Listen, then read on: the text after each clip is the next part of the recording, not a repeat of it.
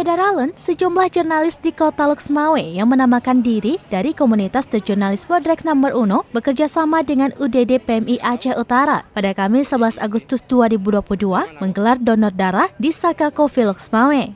Kegiatan yang berhasil mengumpulkan 151 kantong darah ini dalam rangka memeriahkan HUT ke-77 Republik Indonesia tahun ini.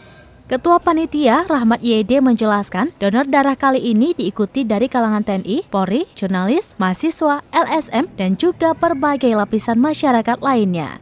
Dari Loksmawe, Saiful Bahri, Serambion TV. Kegiatan penggalangan donor darah, aksi donor darah massal dalam rangka menyemarakan kemerdekaan Indonesia yang ke-77. Jadi hari ini teman-teman dari jurnalis yang mengatasnamakan diri ke dalam The Journalist Bodrek Nomor 1 mengajak sejumlah elemen masyarakat, TNI, Polri, mahasiswa, organisasi pemuda melakukan donor darah massal hari ini di sini. Target kita berapa kantong akan datang? Target kita tidak banyak sih, kita bisa dapat 150 kantong saja sudah cukup. Ini tujuannya untuk membantu kekosongan darah di unit donor darah Palang Merah Indonesia Cabang Aceh Utara. Terima kasih.